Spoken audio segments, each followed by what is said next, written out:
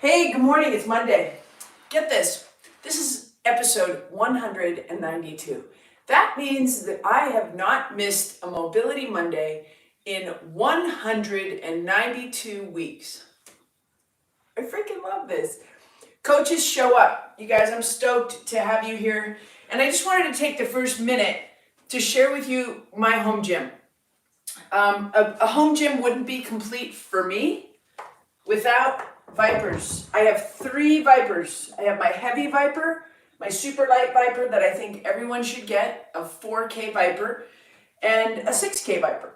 The Viper is super cool because it forms the foundation of the kind of training that I do, which is loaded movement training, and I emphasize movement above training load.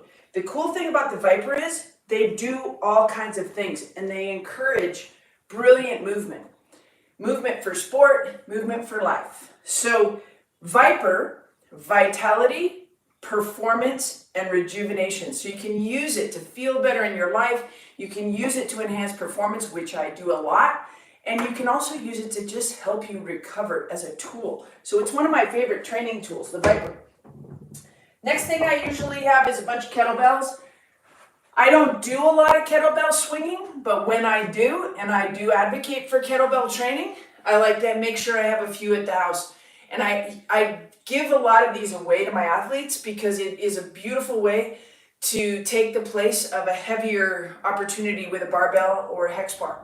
So a lot of my athletes that have really smaller spaces to live in, they will have a 45 or a 50-pound kettlebell as their heavy load.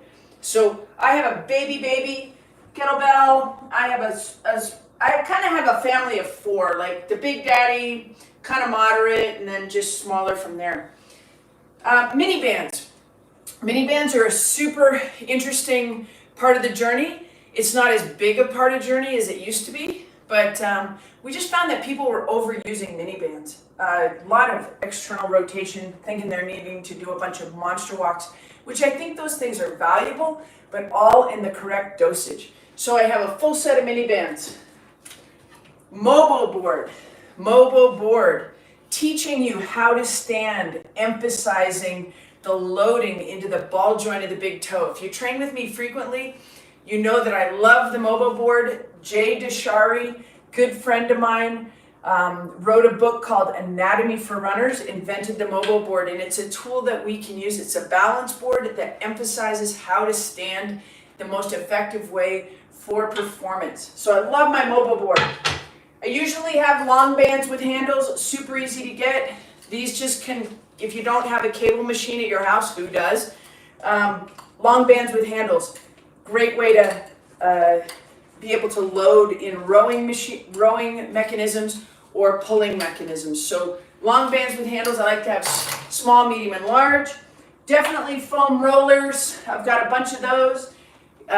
Yoga block, you need at least one of those. And then I've got a hex bar because I find it to be a good tool for me. I like building lower body strength using a hex bar, but I'm a barbell fanatic as well. So there's always a place for a barbell. And then my adjustable dumbbells. So these are the MX30.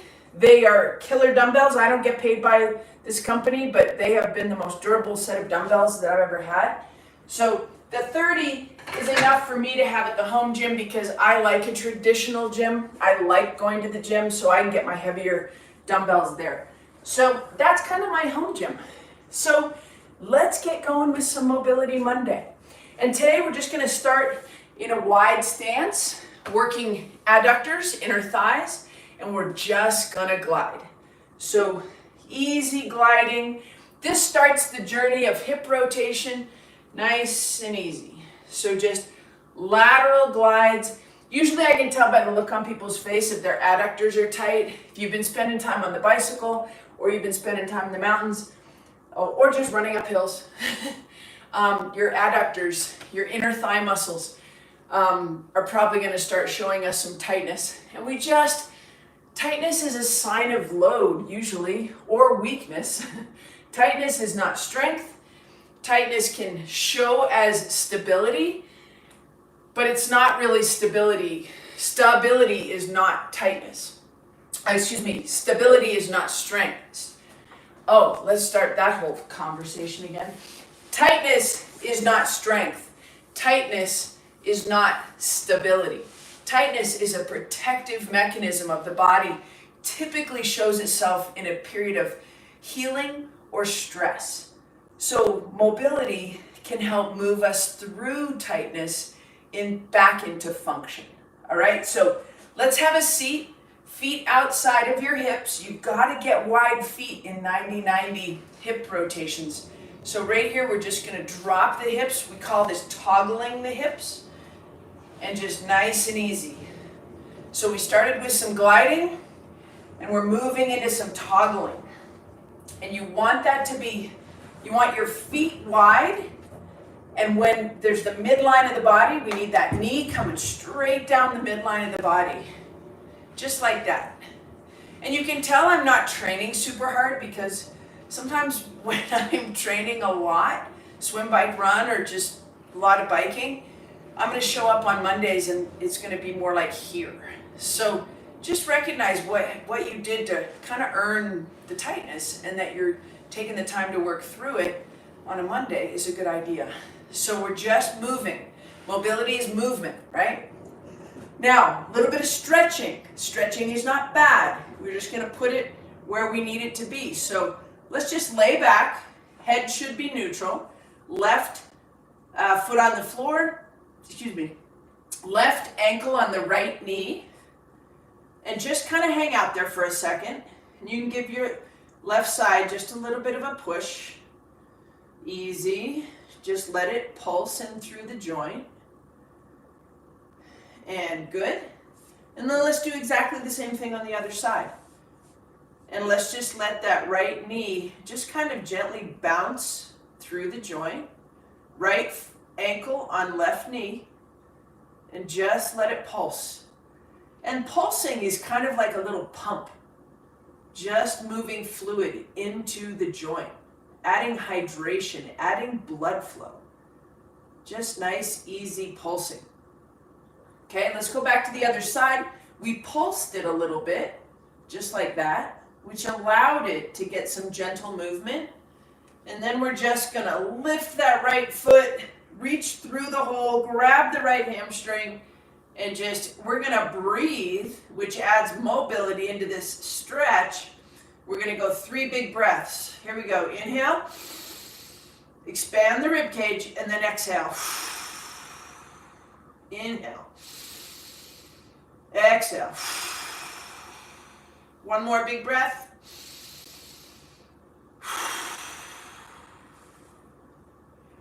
And good. All right, let's go to the other side.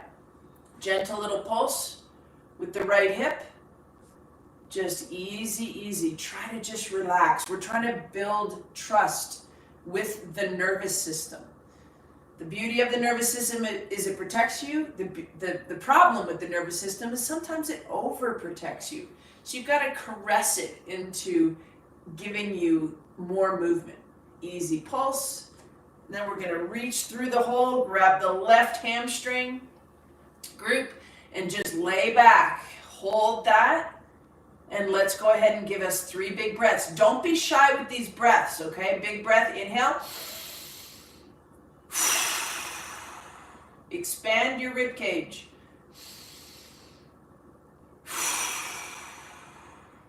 Breathe all the way into the bottom of the lungs. Here we go.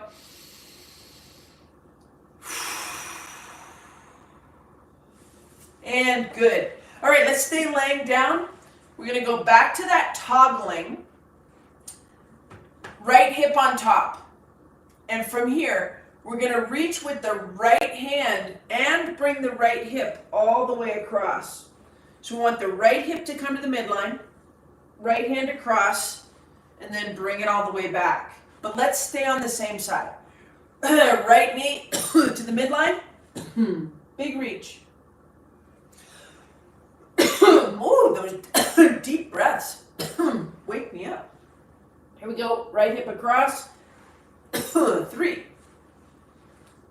4. Good.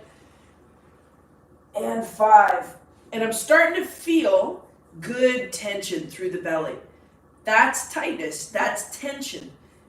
Tight, I guess we could describe it like tightness turns into tension, and then we can help release the tension. So right here we've got tension through the hip. We're gonna bring that hip across, nice big reach, so we can identify where there's tightness in the hip.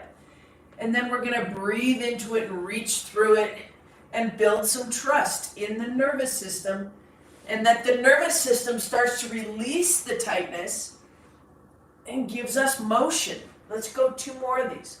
Hip across, nice big reach. That's when you can, really start feeling that little bit of tightness turning into tension. And then we start to get freedom. Grab both knees into your chest. Let's just toggle through the feet. Make sure the brain's talking to the toes. If you can spread your toes, do that.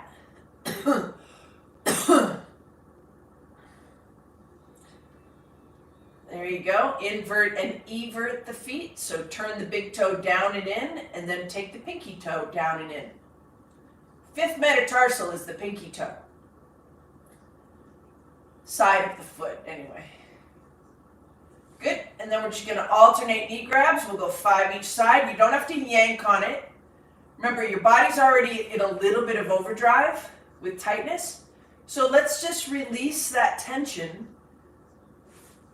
Release that tightness by not adding more stress into the body.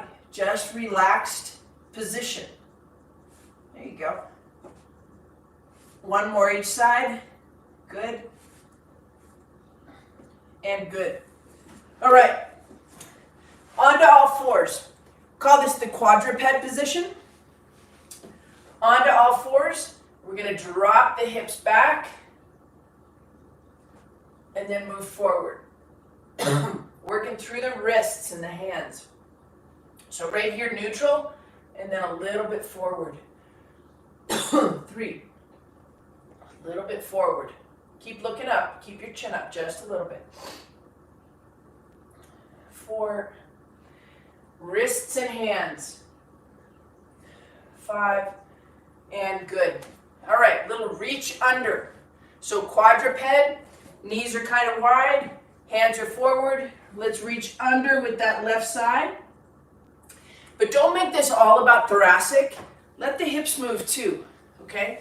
So as we reach under, push the hips back a little bit. And come back, same side. Good, maybe start turning that palm up. Good. And 1 more. Drop into that. Good. Other side. Working through the low back. Nice easy reaches. 2. 3. 2 more. 4. Last one. And 5. Nice. All right, back into half kneeling. Now we're adding a little bit more tension into the body. So we're going to work a hinge, push the hips back, and then just come right back up. Tension is a little bit of an upregulation of the nervous system in a good way. There's control in and out of movement. So nice, easy hip hinge.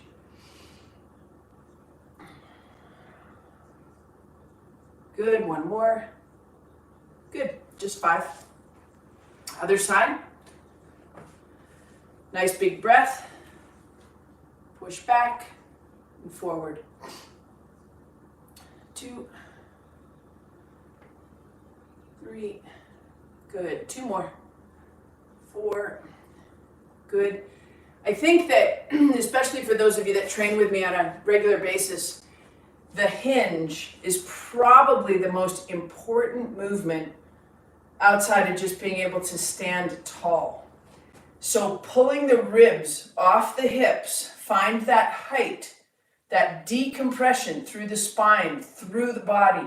If you can use your breath to decompress and lift the body away from gravity, guess what else gets lifted?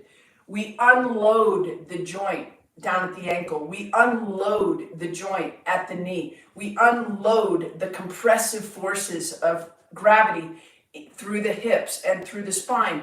So that big breath, that lifting of the breath lifts the entire body through the nervous system and the fascial system to ensure that we're not losing disc height and losing height because of our joy of running and playing in nature and working against gravity. So let's go into a nice split stance. Stay nice and tall. Hands out to the front side of the body. This position loads the back side of the body. So as soon as we add the load of the hands and then we elevate all of the lat, pulling the ribs, we're decompressing the entire body with that movement. Okay, so nice big stance. Float the hands to the height of the heart and nice big reach. And this, guys, is why I can't get under load and teach strength training and train people without using Doc Goodman's foundation training. I can't help it because I see so much value in the understanding of me against gravity. Me against the world, you against the world. All right, nice big breath. Pull the ribs off the hips. Float the hands to the height of the heart. That activates and launches the back line. Nice big reach. Pull the ribs off the hips. Come back down. We'll do it all again. So now we unload the nervous system. Relax. Load it up. Activate and switch on the back line. Elevate. Pull the ribs off the hips.